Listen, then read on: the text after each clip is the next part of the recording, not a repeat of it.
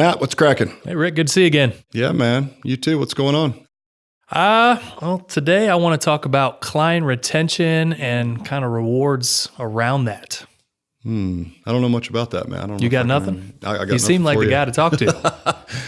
Yeah, look, it's a great topic, right? Like we just, as you know, we just built a new reward system here, right? So, listen, I think there's two types of rewards. That's probably where we'll start, right? So there's, for lack of better terms, structured rewards, right? Which are like these structured behaviors that you can reward for clients. And a lot of that can be automated. We'll talk about that a little bit. And then there is a different type of reward that we would call, I guess for the sake of today, like surprising, like a surprising reward, right? So here's what we'll start with. We know that without a shadow of a doubt, surprising rewards far and away are more effective, right, than structured rewards. We'll start with that. Well, just tell me what surprising means. Yeah, that's a good question. So surprising would be something outside of the ordinary. So here we call that, it's a Ritz-Carlton term. I mean, we knocked it off, right? It's called surprisingly personable. And it's just exactly what it sounds, honestly. Like, would a birthday card be surprisingly personable? No, not at all. You got to get that from your dentist, right? I hope so. Right. Well, so, maybe not from the dentist. Right. I hope I get a birthday card. I thought you were going to say mom. I'll get you a card, Matt. Don't worry. You get dentist birthday cards? Yeah, of course. Jeez, all right. Yeah, you kind of a switch big deal, dentist. huh? Damn, God. But look, so surprisingly would be not that, right? It would be something where out of the ordinary. So let me give you an example. So say somebody at the gym here, we got an older clientele, so they still run around with those little like iPod shuffles or whatever, right? So let's say somebody leaves one here at the gym, right? And they think they left it here and it goes missing, whether it was they left it in the car or whatever, right? And they're like, oh, I think I left my iPod shuffle there. Like, I'm so bummed. Have you guys seen it in the lost and found? We're like, no, it's a good client. They can't find it. So how hard would it be to jump on, say, Amazon and buy like a refurbished one, right? Sure. Like $30-$40. And then next time that client comes in, you have it waiting and say, listen, I know you lost this. You really wanted it. We couldn't load your music up per se, but here you go, right? That's surprisingly personable. Probably pretty blown away if you did that. Exactly. That's the kind of stuff where people will take a picture of it, right? They'll put it on their Facebook page and they champion it. That stuff is super sticky, right? So that's what I mean by surprising. Other examples of that here in the gym have been, we had a client that was struggling to eat vegetables, I believe, right? And so one of the trainers ordered these spices that they had told them about. It was just in a side conversation, but they remembered it and they let the desk know, and the desk ordered through our Amazon account, right, some spices for vegetables. It's like next time they come in, hey, here's the things we were talking about the other day. That's hugely impactful because it's so personal, right? It's not a systematic or an automation or anything like that. It's literally just paying attention.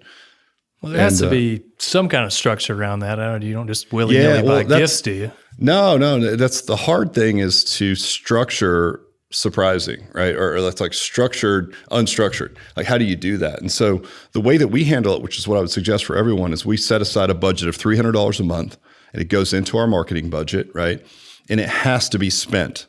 So it's not like it's negotiable. Like we have to spend $300 a month on client gifts. And they don't have to be like exactly $20 or $50 or whatever that is. We just kind of use our discretion. But the key is the system is that there's $300 to be spent. It has to be spent. And we have to account for where that money was spent month over month.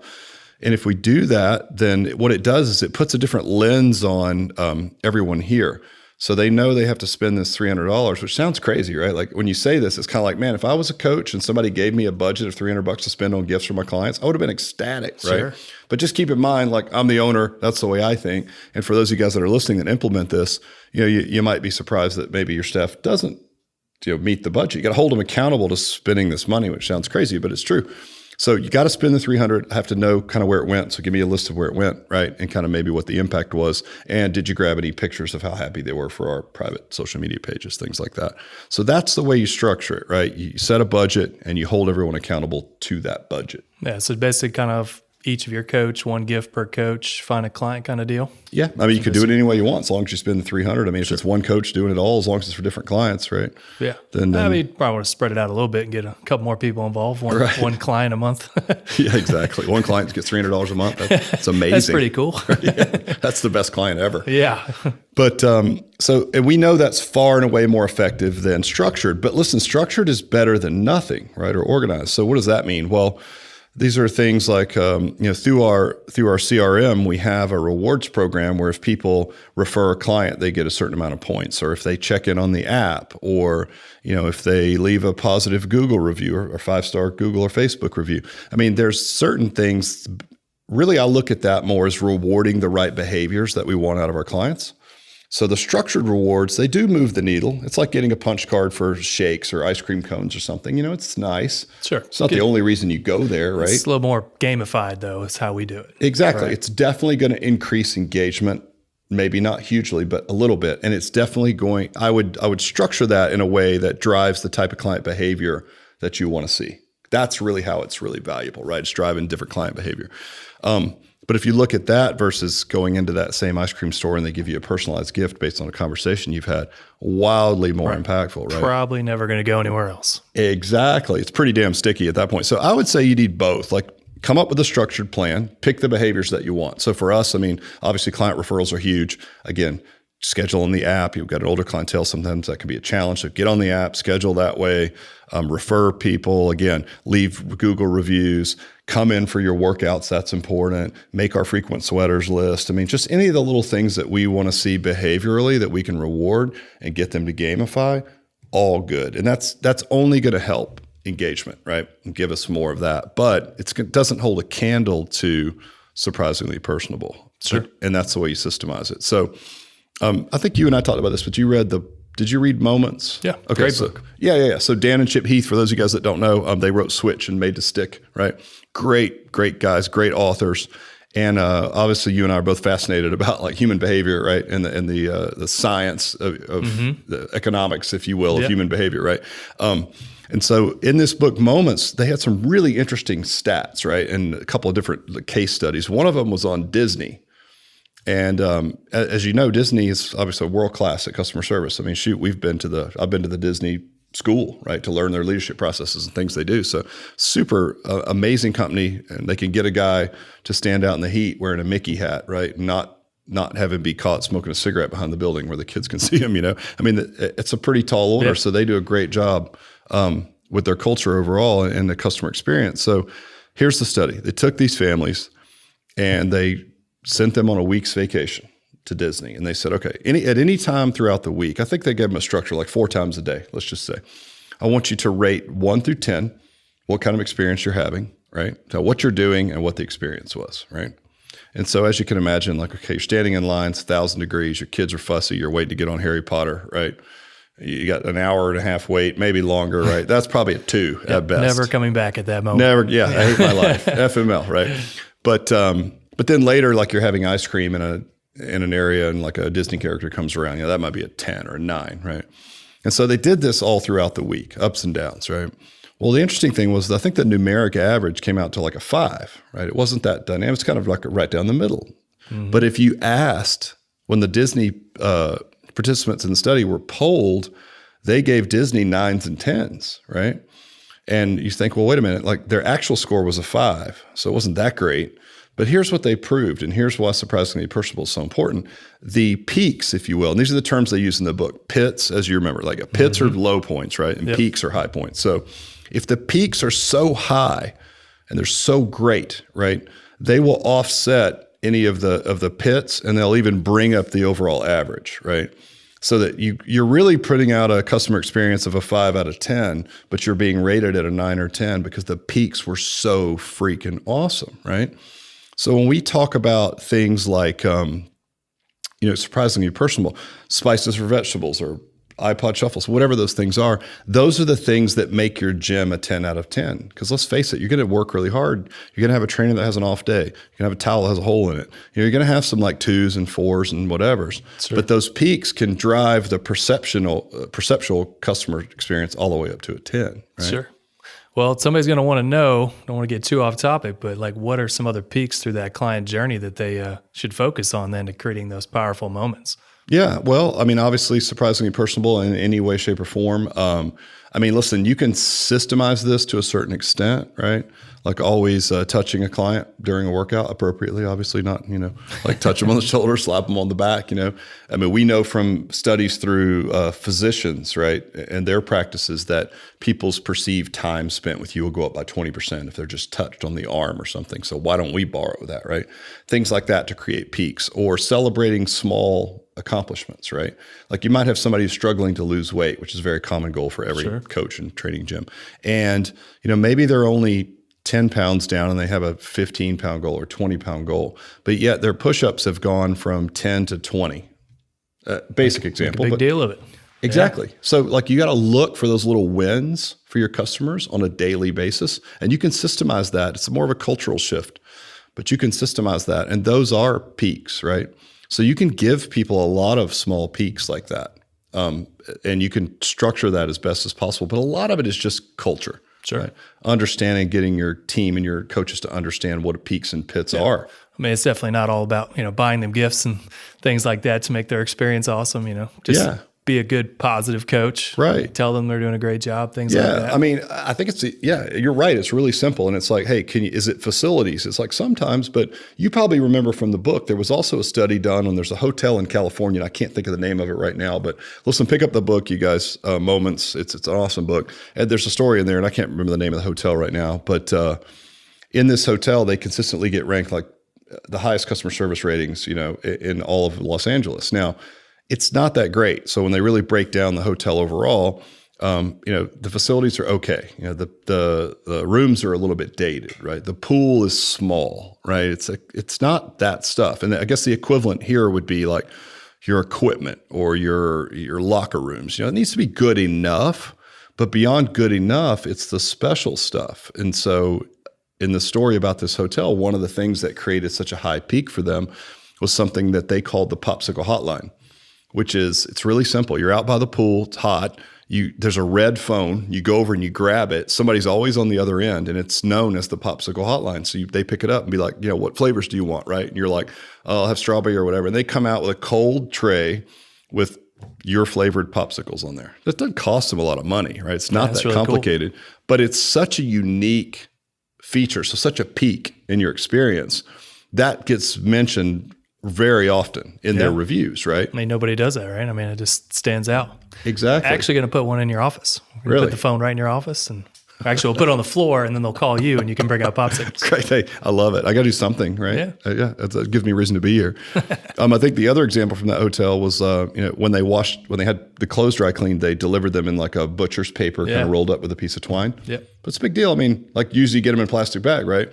But those little things would cause those peaks, right? Those high peaks. And so like the rooms were good enough, pool was good enough, but man, they created peaks. So we're talking about that here, rewards and retention and keeping people happy.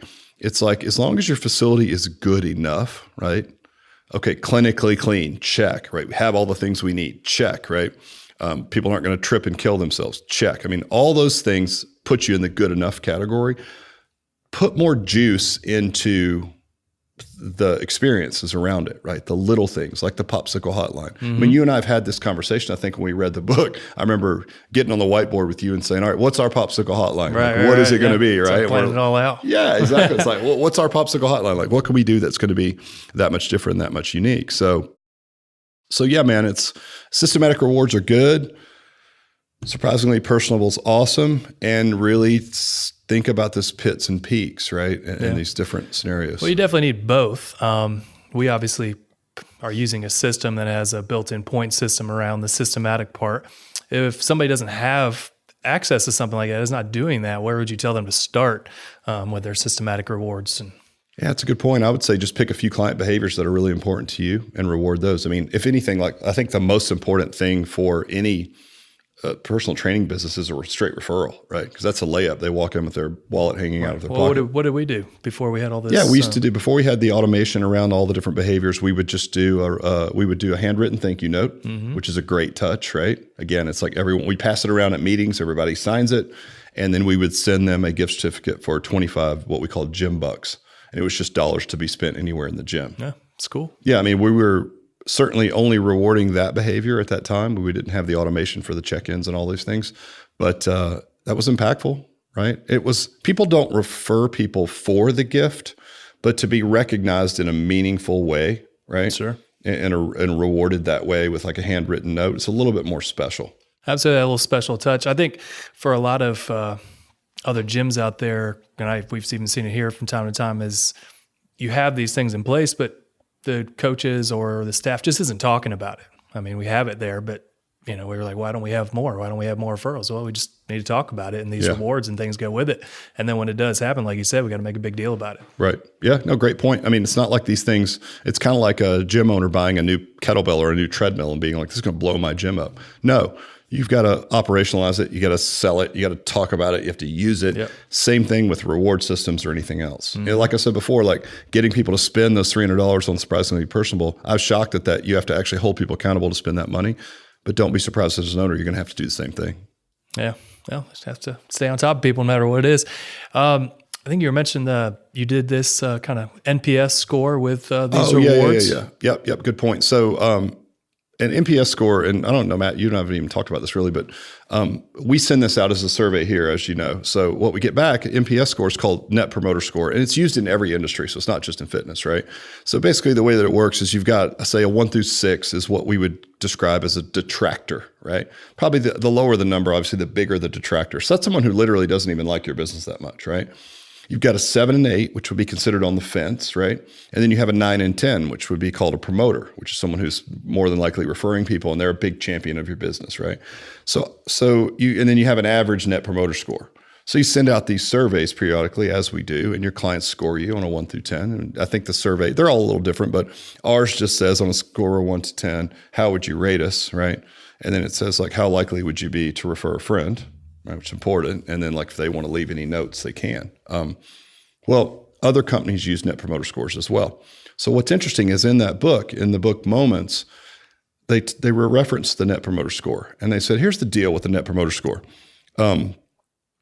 Most companies, whether they like to admit it or not, spend most of their time and resources trying to move their low-end detractors up the scale a little bit, right? So imagine you've got someone who's at a 2. So they're just grumpy. They're still coming in, maybe just out of habit, but they just don't like it, right? And everybody knows the clients that you guys have that are like that, right? You're just like, always on your case, just yak, yak, yak. And you wonder why they're even still there, right? They're just always on your case. And if somebody asks them, they'd be like, well, it's okay. They're certainly not a promoter. Well, most companies spend a lot of time with those people, trying to move them up the scale or trying to put out fires, or quite honestly, scared to make a mistake for fear of upsetting that person, right? The people they forget about are the sort of your maybe 6, 7, 8s, right? I'd say 6 kind of lump them into that, like they could be swayed to go from on the fence to promoter, right? So what things like surprising rewards do, right, is they create a really high peak. And you should be trying to create those peaks for your regulars. And so if you're always focused your energy on trying not to screw up and chasing around your lowest end customers, your biggest complainers, trying to move them up the ladder, you're probably not putting a lot of energy into creating peaks for the people you take for granted, sure, which is the people that have been coming in 3 years, 3 days a week, right? You're just like, they're going to be here forever. Well, are they? And you don't put enough energy into creating amazing experiences. And the metrics would show, and this is the interesting part if you're a numbers person, the low end people, typically, if you move them up the ladder, they're rarely going to go from detractor to promoter. They're just not, right? So you move them up the detractor scale. So they're less unhappy, right? They don't really spend any more money or do anything different. If you take a person that's on the fence, a 6, 7, 8, and you move them to a 9, 10, they're going to spend on average like 35% more money in your business. So taking a personal training business, it's like extra sessions. Maybe they're doing subs. Maybe they're doing nutritional counseling, whatever it is that you have in your business, right? Sure. So the advice would be taking all this stuff into account is definitely come up with some structured rewards, right? Better than nothing. And it certainly drives behavior. Surprisingly personable is where it's at, because that, again, through the lens of moments, is going to create more peaks, right? And don't forget to continuously do that for your middle of the road, taken for granted everyday clients. Because right now they may kind of be on the defense, right? And you're so worried about upsetting Mrs. Jones, who's always pissing and moaning about anything, that just sucks all your energy. You don't put enough energy into your regulars. And if you ignore them, you lose the ability to move them into the raving fan category, at which point they're going to spend more money, refer more people, and go. So I'm not saying that, squeaky wheels don't get a little bit of oil, but at some point it's like, man, haters are going to hate, right? You just got to take your regulars, make them super happy, and move them up the ladder a little bit. And that's going to have a way bigger impact on your business. Yeah, really good points. I think a lot of times gyms get in the weeds and all they're worrying about is the clients that are trying to cancel, right? And all you're doing is salvaging, trying to salvage, instead of creating that awesome customer experience that will help your retention way in the long run, way further than kicking all the clients that really don't want to be there. Yeah, you're right. And it's just an energy thing. Like, we only have so much time in the day and so much energy to allocate to anything, right?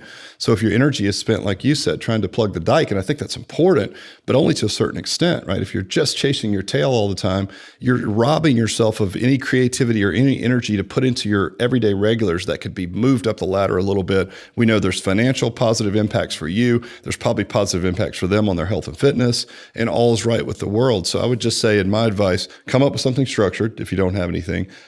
Implement immediately a surprisingly personable campaign.